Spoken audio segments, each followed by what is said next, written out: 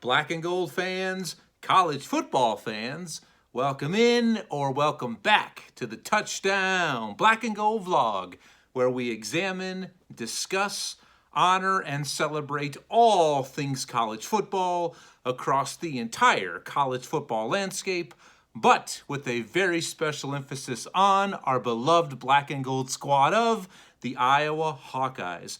Welcome back, guys. I'm your usual host, Blair Parks. It's great to be back here with you once again for a very, very special bowl episode. That's right. This is my 2022 Music City Bowl preview and prediction episode, which is going down on New Year's Eve, Saturday, December 31st for a 11 o'clock Central kickoff time, live from Nashville, and it will pit our Iowa Hawkeyes representing the Big Ten against the Kentucky Wildcats from the SEC.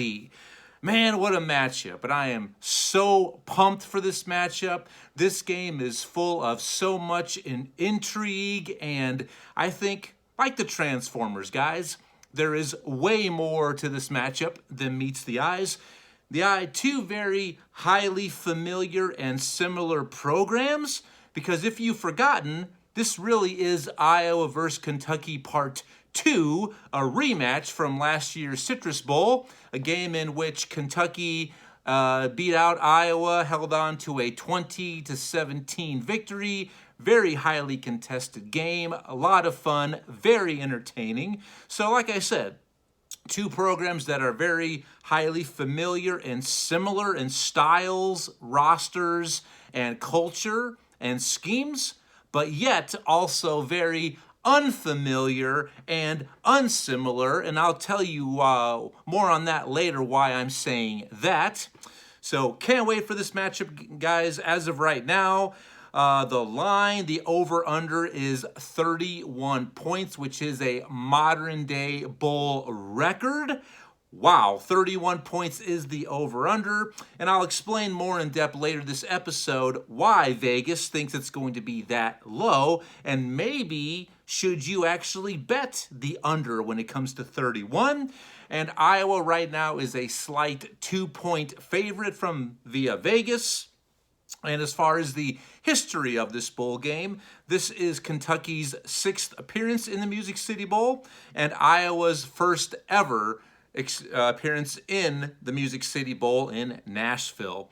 So, woo! Can't wait to dive in depth with this one, guys. Once again, it's great to be back with you. And before I say anything more, just want to extend to you my belated happy holidays. Hope you all had a very Merry Christmas, a happy Hanukkah, a happy Kwanzaa. Hopefully it was everything you wanted it to be and then some. And also, I have got to, once again, always express my gratitude, give you my thanks, because without you, the black and gold family, all of you college football fans alike, none of this would be possible without your support, your time, your attention. So as always, I thank you deeply for everything you've done for the channel and everything you will continue to do. If this is your first time here in the Touchdown Black and Gold vlog, you do not have to be a black and gold fan to enjoy or to feel welcomed, because once again, after all, no one's perfect, but this is a safe haven for all college football fans. Whether you're near and far, you are all welcomed here. And it's been an absolute pleasure for me to be here with you on the weekly, sharing and expressing my love and passion for everything college football. But you, the viewers, you are the guys who drive these episodes, so I always encourage and welcome any participation, any comments. Please get involved, let your voice be heard, comment, question, and I promise you, sooner than later, I will respond to each and every one of your questions, comments, thoughts, critique, individually on a one-on-one basis. So please, let's continue to build the Touchdown Black and Gold vlog. I need your help, so tell your fellow college football fanatics, friends, family members, colleagues to check me out here in the Touchdown Black and Go vlog. So please subscribe, comment, like, share, rate. Let's continue to get the word out there so we can find more college football fans just like you. All right, so this is what's on tap for this very special episode, my Music City preview and prediction. First segment's going to be how they got here. How did Kentucky and Iowa end up playing in this bowl game? That'll kind of serve as a very quick season recap and summary. Then, this time of year with bowl season, you always have to be on the know as far as who is going to be in and who's going to be out, as far as players who are playing and players who are opting out due to the upcoming NFL draft, or those who are currently in the transfer portal, or who are going to miss the game due to good old-fashioned injury. So you have to know those impact players who are going to participate or not. So I will fill you in on that. After that, we're going to look at this matchup inside the numbers because, after all, stats do not lie. So I will share by the numbers this matchup between Kentucky and Iowa. Then I will share with you what I believe my keys to victory will be for both squads. And then I will give you my final prediction. Who do I think will be victorious at the end and will be hoisting the trophy and adding to their trophy case either in Lexington or in Iowa City? So that's what's on tap for today's episode. So without further ado, guys, let's go ahead and get into the first segment, and that is how they got here. Kind of a quick season recap and summary. Let's start off with the Kentucky Wildcats. Kentucky on the year went 7-5 overall, 3-5 in SEC conference play. They ended up finishing 4th in the SEC East. Now, when I look at the high point of their season, I think it has to be that early Week 2 victory when they won at number 12 Florida. And at that point, that was a big-time victory. I mean, going to the Swamp and shutting down the Gator faithful there in Gainesville, one of the toughest places to play. But at that time, Florida was coming off the heels of that shocking upset in opening week of number 7 Utah. They started the year unranked, vaulted all the way up to number 12, and Kentucky goes there and shuts them down. So that, to me, when I look at what they accomplished, that was Kentucky's high point or the big moment of the season for the Wildcats. Now, the low point, guys, that was a little bit easier for me to identify and share with you. And once again, you Kentucky Wildcat fans watching, please let me know what you think. Do you agree or disagree with how I see how your season went? Feel free, let me know. But the low point to me was very easy. It had to be that stunning loss at home against the Vanderbilt Commodores, and they as a 17-point favorite against Vandy. And with that victory, Vandy ended their 26-game SEC conference losing streak at the hands of the Kentucky Wildcats. So that had to be the low point of the season for Kentucky. Now, overall, when I look at this team, they did start the season ranked. They opened up the season number 20 in the AP poll. So I think maybe, perhaps, if you're a Kentucky fan, you think this season was maybe a little bit of a disappointment. I think you were pegged at 8 victories or 7.5, 8 victories preseason in Vegas.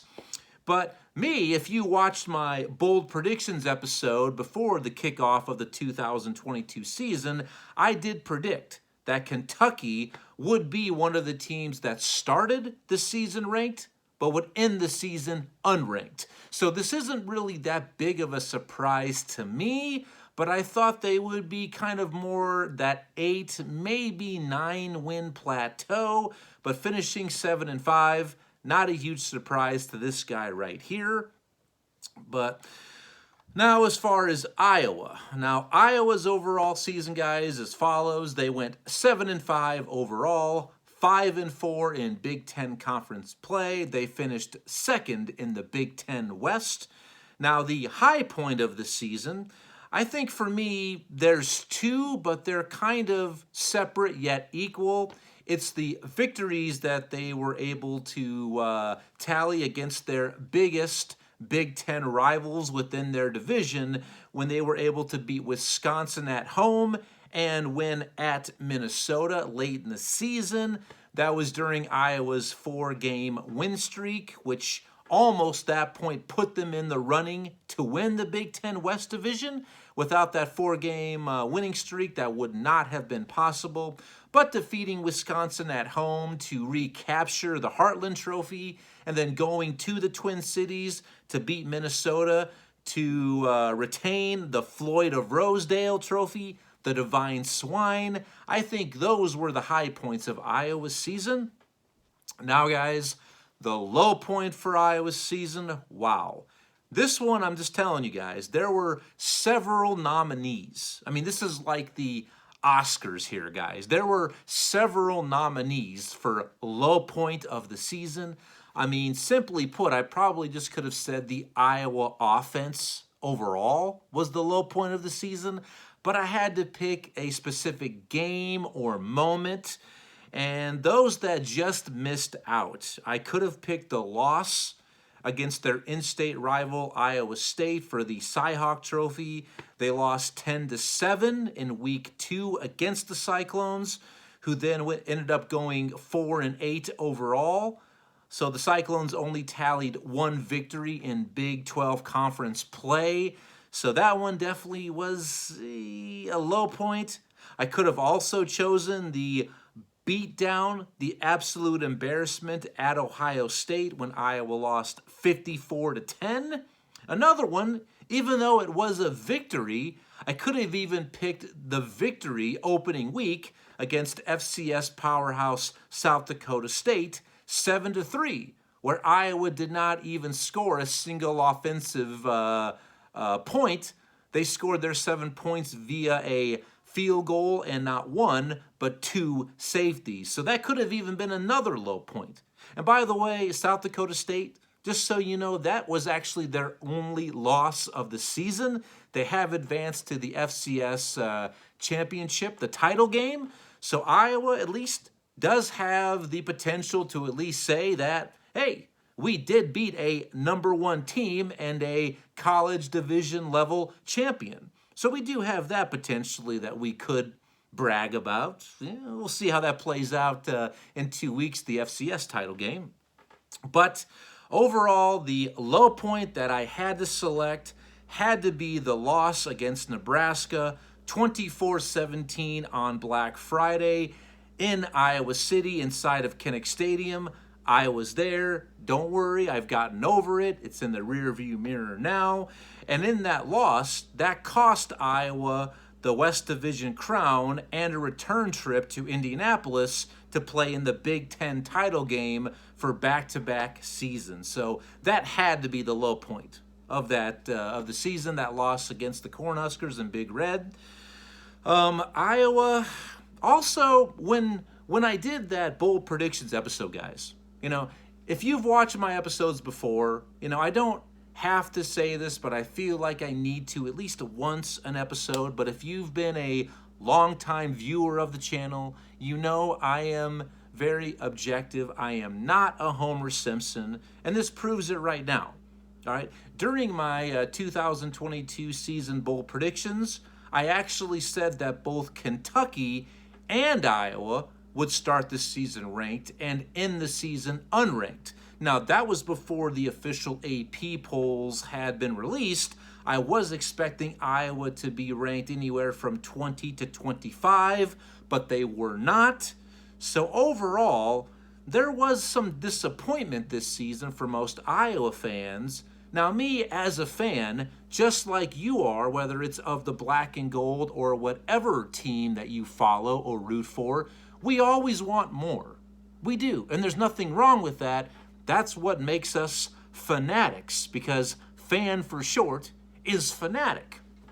But I will say this, I was not overall disappointed with the 7-5 record, but I had no way, and I mean no way, of knowing just how bad their offense would be and just how much of a struggle it was going to be throughout the entire season for the Iowa Hawkeyes. That is what I was completely blindsided by. I knew they would struggle, just like they have the last two seasons, but this season, the current season that's wrapping up, it really put a brand new ceiling. And whether you want to look at it and say the bar has been set high for Iowa teams offensively here out or low, it's really your perspective, but absolutely blew any sort of expectation or assumptions away just for how bad it was. So that's quickly how these two teams got here to be facing off once again for the first time in the Music City Bowl. Now, it's important for me to know, my next segment now is for who's in and who's out. Because before you go ahead and make your predictions and your picks, or you lay some money down, whether this team to win outright or this team to cover or that team to cover, you definitely want to know, as of right now, who is definitely in or out. And as of tomorrow, guys, because I'm filming this here on a Wednesday night, tomorrow morning we could hear something updated that Jimmy or Joe from Iowa or Kentucky is also going to opt out or not play or hit the transfer portal. But as of right now, this is the updated list that I have of those impact players that you definitely want to know who are either going to be or not going to be participating. So, and this is something that, if earlier the show when I said that these are very similar and familiar programs and rosters, but yet also very unfamiliar and unsimilar, it's because of the guys who are going to be missing this bowl game on both sides. So coming into this game, it was basically going to be primarily the exact same rosters from last year's matchup in the Citrus Bowl, but because of injury, opt-out, or transfer portal, these are very unfamiliar rosters, guys, okay? So let's go ahead and start off with who's in, who's out for Kentucky.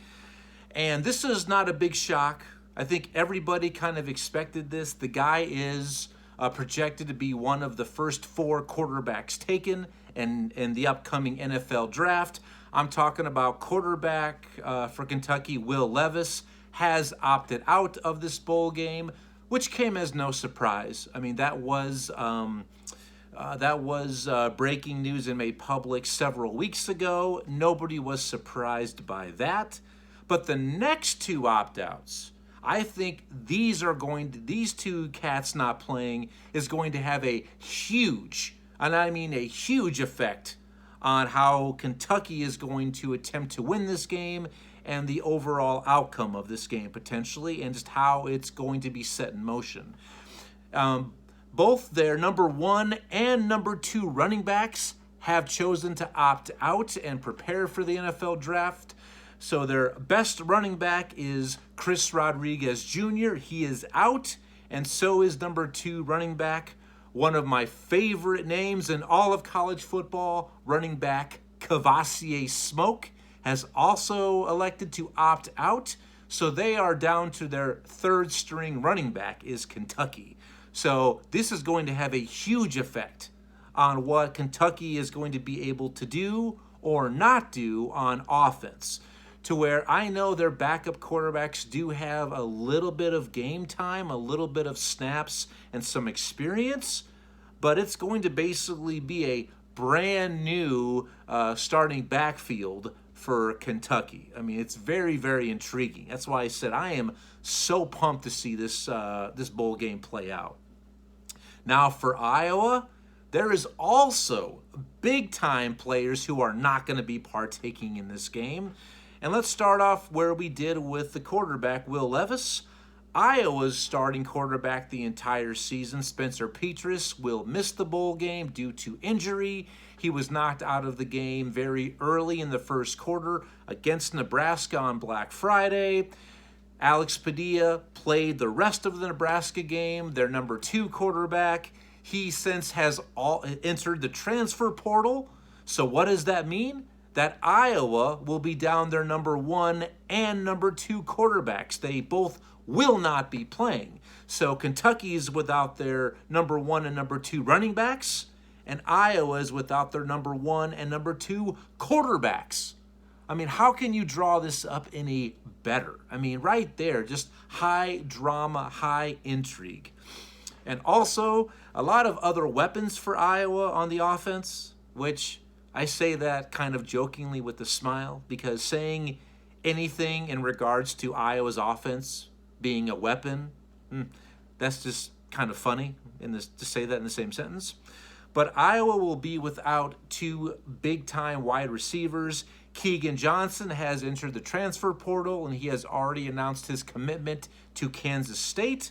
And Arlen Bruce, who also is Iowa's number 2 for kick and punt returns, is also currently in the transfer portal. He probably will not play in this bowl game. And as far as their defense, they have 1 opt-out. That is safety Kayvon Merriweather, a big-time playmaker, kind of a ball hog, but also a guy who always seems to be in the right place at the right time, has chosen to opt out for the upcoming NFL draft. So there is going to be guys missing for both squads that are going to impact this game, guys. I mean, it's really incredible that this is what we've come to. So what do we have basically? It's going to be a battle of the backup quarterbacks. And I already said, I'm going to kind of expand on this here quickly, that the backup quarterbacks for Kentucky do have a little bit of game time experience. But Iowa's starting quarterback will be their number 3 quarterback on their depth chart entering the Music City Bowl. That'll be Joe Labus. Now, Joe Labus, this will be his first career start, but also his first career snap. He has never seen the field as an Iowa Hawkeye. He's been running their scout team the majority of the season. So this is his first ever even playing time. And it comes right here at the end of a season in a bowl game. But I will say this, as a Hawkeye fan and as a college football fan, this really is the best possible scenario for this. It's not like Iowa's number 1 and number 2 got injured in the same game, let's say during the regular season, and now the number 3 quarterback with 0 time, 0 experience, has 1 week to prepare. At least we knew this well in advance. He's had just about a month to prep, take all of the first team snaps, get in the film room, do some research, do some scouting. So this really is the best possible situation for this to happen. And after all, Iowa basically has been the worst offense in college football all season long, even though they didn't finish 130th out of 130. But still, they've been awful, guys. So right now, you're playing with house money. Why not just put him out there and see what he can do? I am totally fine with it, and that's why I'm really looking forward to see what Joe Labus has to offer moving forward for Iowa. So this is really the best situation you could ask for, and it's really kind of exciting. I'm looking forward to it. So now, guys, my next segment, let's look at this matchup from inside the numbers. From a numbers standpoint, how does each offense fare against the opposing defense and vice versa? Some special teams numbers, penalties, sacks allowed, things that you definitely want to know. And yes, a lot of these episodes, guys, during my episodes, is there some opinion from me? Absolutely. But I always try to give you fact.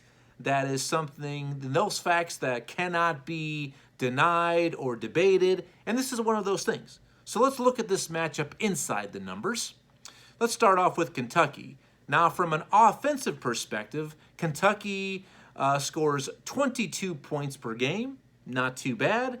They do pass for 216 passing yards per game on average, and they average 120 yards rushing per game. So that is what they record, so not bad. Now their defense. Defensively, and this is something that I'm going to elaborate on here in a little bit, but defensively, Kentucky only allows 19 points per game, only 173 yards passing per game on average, and they allow 147 yards rushing per game. So the passing yards allowed, very stout, very legit, but they do give up just under 150 yards rushing per game. That is something that I believe Iowa should look to try and cash in on and take advantage of, but we'll see. Now, when you compare Kentucky's offense and defense, let's go and look at now Iowa's numbers offensively and defensively. Iowa offensively scores only 17 points per game on average. They only throw for 158 yards passing per game, and they rush for 97 yards rushing per game. So those numbers, I mean, I knew that they were bad guys, but when you look at them on paper, when you take a good look and just read that out loud or to yourself, it really just hurts the eyes and hurts the brain, guys. Now, defensively, and like I said, this is what I want to say. Both of these defenses, guys, are very stout. It is, even if both of these rosters were at full capacity, right, and all of these guys weren't missing because of opt-out or injury or transfer portal, it already would have been tough sledding against each other because these defenses do get it done. Now, Iowa's numbers defensively, they give up only 14 points per game, 174 yards passing per game, and give up 104 yards rushing per game. So right there, statistically, Iowa's defense is a little bit better than Kentucky's defense, but Kentucky's offense, guys, way better than Iowa's offense. So they kind of cancel each other out there, if you ask me. Now, this I think is going to be a big-time facet of this game, and this is something that's always important. It's always uber important, guys, in any football game, at any level.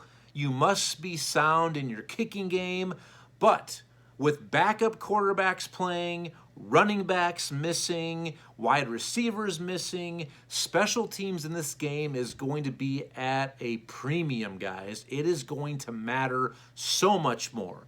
So let's look at special teams numbers. For Kentucky, they attempted 24 field goals on the season, made 16, so 8 missed field goals. That number is a little bit high. They were 25 of 27 on extra point attempts, so they did miss 2 extra points. And yards average per punt, they are averaging 37 yards per punt. So the number right there that sticks out is the 8 missed field goals. Now, I don't know from what distances that is. If they're 50 yards or more, that's one thing compared to 25 or 30 yards out, okay? Now, the special teams numbers for Iowa. Iowa was 17 of 21 on field goals this season, so they did miss 4. They were a perfect 22 for 22 on extra point attempts. And punting yard average, because of my guy, Tory Taylor, the punter from down under, they're averaging 41 yards per punt is Iowa. So that advantage there goes to Iowa from a special teams perspective. Now, another number that I think is worth noting, I want to look at the sacks allowed and sacks recorded. Now, Kentucky, which this number really kind of surprised me a little bit, okay? Because a little bit ago I said the familiarity between these two programs and these schemes because of the Iowa ties to legendary coach Hayden Fry at Iowa. Mark Stoops, the current coach at Kentucky, once upon a time played at the University of Iowa as a defensive back under Coach Hayden Fry. So a lot of the culture, the physicality, the identity, he took with him down to Lexington. I've often referred to Kentucky as Iowa South because they really try to play the same kind of ball. They really try to wear you out. That's why there's so many similarities as far as physicality, a lot of play action, right? Rely on your defense, your special teams. So there is so much familiarity, but these numbers are a little bit telling. Now, sacks allowed for Kentucky, This one seemed a little high to me. Their O-line has allowed 42 sacks this season, which is high. Now, defensively, they've only recorded 19 sacks. So that number is pretty low, okay? Especially when you're a team that is always trying to dominate along the lines of scrimmage. So I thought there would be a little bit more of a disparity, maybe 19 sacks allowed to recording 42s. But those numbers were reversed. Now, Iowa, on the other hand, their offensive line, which we all know Iowa fans, has been so hit or miss all season. It's like Dr. Jekyll and Mr. Hyde. They've been so inconsistent, especially on pass protection. The Iowa O-line has allowed 37 sacks on the season, but they have recorded 30. So 30 sacks is a good number, and most of those, the vast majority, have come from their defensive line. So those numbers right there also favor Iowa. And the last one I want to share with you is the penalties and yards from penalties. On the season, Kentucky, they committed 71 penalties for 479 yards. Excuse me. As you know, I don't do any edits. I don't do any retakes here in the Touchdown Black and Gold vlog. No dress rehearsals. I just click, record, and send. Now, 71 penalties for 479 yards for Kentucky on the season, compared to Iowa's 51 penalties committed for 415 yards. So that tells me, yes, Iowa has committed fewer penalties, but their penalties have been more of the 10 or 15-yard variety. Because, yes, 20 less penalties, but basically what? 60 yards fewer. So that's a little bit disparating there. So when you look at via the numbers, a lot of things there definitely favor Iowa over Kentucky. But the one thing that I just can't unsee is the Iowa numbers for their offense. I mean, just dreadful, guys. That right there, I think, trumps everything that I just said. I mean, they're still at a disadvantage because of their offense, all right? So now let's move into my keys to victory for this matchup, the 2022 Music City Bowl. Please, guys, at this point, subscribe, comment, let me know what you think about my critique, my analysis, my opinions, what I express. I want to know if you agree or disagree and why. Please just keep it adult-like. Let's be respectful and responsible. So my keys to victory, all right, for both squads are as follows. For Kentucky, because you're going to have your backup quarterback in there, you're down your two best running backs, I think that very young wide receiver core definitely has to step up and create plays. Overall, they are a very young wide receiver core at Kentucky. They need to make things happen for this backup quarterback. Because we all know that Kentucky is still going to try to ground and pound, run the ball, but Iowa, I think, is going to make every attempt to try to shut that down. So somebody has got to step up among those wide receivers, those playmakers on the outside, because this year's matchup, guys, there is no Wan'Dale Robinson. Thank the Lord for that. The guy who played next level last year in the Citrus Bowl. He played like the last son of Krypton. But no, just kind of like a medical miracle. The guy left the field of play at least 4 or 5 times with an injury, but then would come right back on the field and torch the Iowa secondary. So somebody's got to step up in that young wide receiver core. Now, because I think Kentucky is going to look to try to win and succeed vertically due to the attrition in that running back room. They're going to try to press the ball downfield. Now, the O-line, the Kentucky offensive line must keep whatever quarterback they play upright, protected, and supply him time to go through those progressions and make the best decisions and be put in the best situation as possible, all right? And on defense, because Iowa's going to try to do the same thing. Once again, these two teams mirror each other. Iowa is going to first and foremost try to run the ball. That's going to help Joe Labus kind of settle in, making his first career start. So defensively, Kentucky, I think they have to come out and stack the box, force Iowa to have to throw the ball to beat them.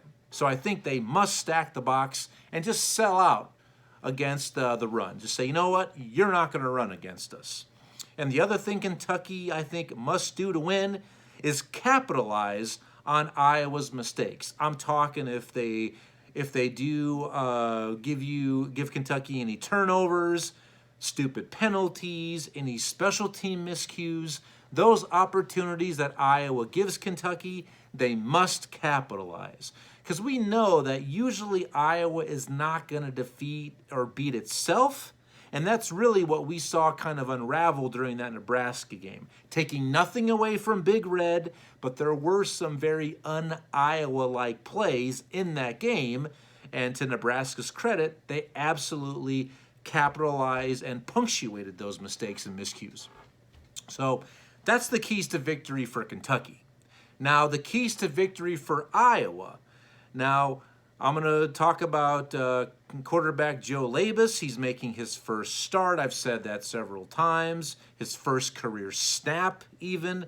Iowa must run the ball. They must keep that ground game going. So I look for a really big game, and I look for Iowa to lean on true freshman running back Caleb Johnson, KJ. I like what this kid's cooking with. I think the running back room at Iowa looks very promising if Caleb Johnson sticks around. The midway point he did of the season, he earned the starting role as a true freshman, and I expect to see a whole hell of a lot of him on Saturday in this game. And that's something, and I said this earlier, hopefully Iowa can try to take advantage of that, because Kentucky does allow just under 150 yards rushing per game. So I definitely think Iowa's going to try to use that to their advantage and capitalize on that stat. Now, the one thing, since a lot of the Iowa wide receivers I mentioned, Arlen Bruce, Keegan Johnson, are out, Iowa must utilize their biggest safety valves. And I mean, that's their tight ends. The Big Ten tight end of the year, Sam Laporta, is back. He could have opted out. He was nicked up in the Minnesota game. He left early, missed the entire Nebraska game. He could have easily opted out and prepared for the NFL draft, but he is going to play. So I look for Joe Labus to try to get those safety valves involved of tight end Sam Laporta and second tight end Luke Lachey, who really looked the part. He really stepped up late in the season, and especially in the Minnesota game and the Nebraska game during Laporta's absence. So I think he definitely has to utilize those two tight ends. All right, they have got to be involved in the vertical passing game. Now, the veteran defensive backfield of Iowa. Now, this is another really crucial matchup. I already mentioned the young wide receiver core of Kentucky.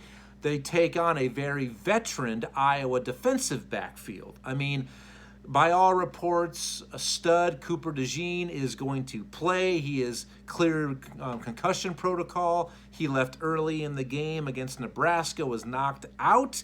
He is going to play. Riley Moss, first team All Big Ten, is going to play. Another guy who could have opted out, a guy who could have left at the end of last season for greener pastures at the NFL.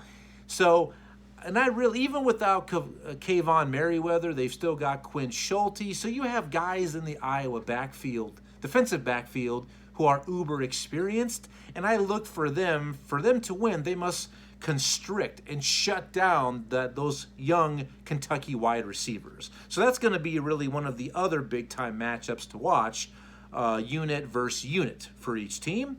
And Iowa, just like Kentucky, we know what they want to do. They want to establish the run game and then do some play action, take their chances downfield.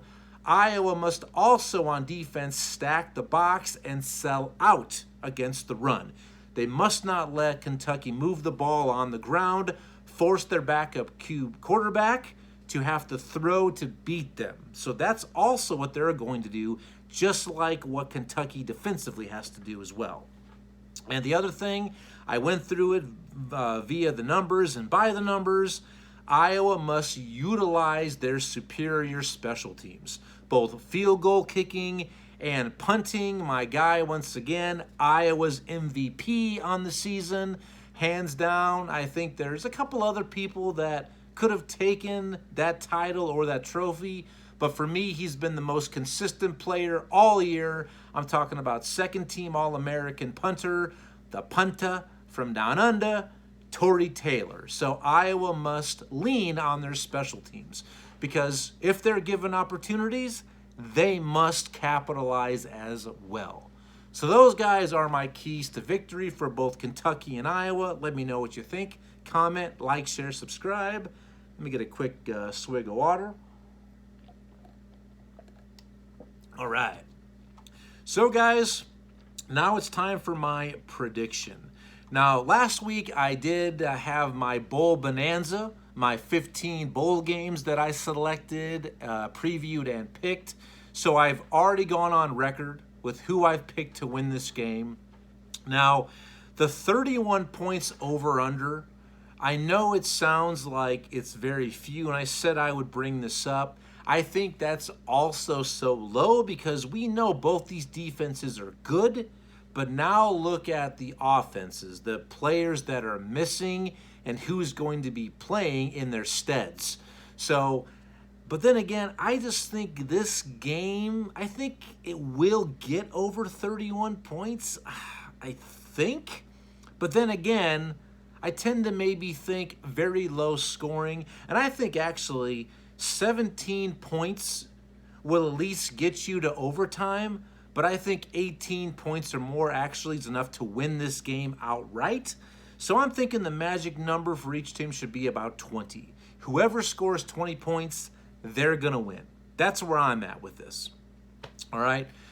Now, because of the players missing, and there are big-time, uber-important players missing from both teams, I know that. The cultures for both of these teams is very strong. They know who they are.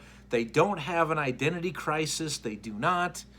But I just tend to side with Iowa. I think Iowa still has the advantage from a defensive standpoint and from special teams, and they do have their best running back is going to play. I just think there's more. I just think when I look at the weapons in this game, Iowa just comes to play with a few more bullets. I think they have a little bit more ammunition from an offensive standpoint than Kentucky does.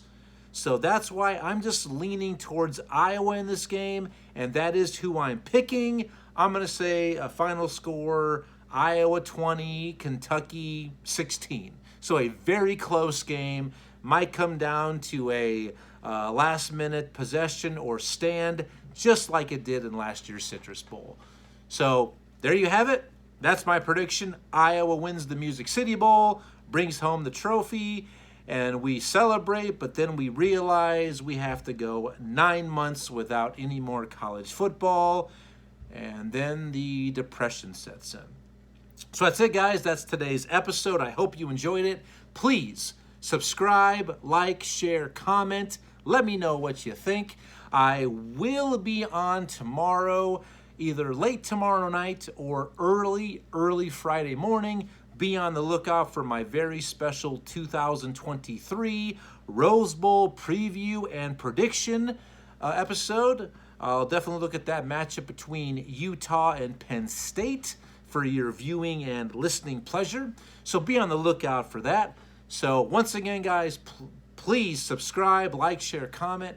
Thank you for all you've done for the channel. Without you, none of this is possible. So until tomorrow or Friday, guys, I bid you adieu, farewell, good night, and thank you for joining me on this episode of the Touchdown Black and Gold Vlog. Talk to you soon. Bye-bye.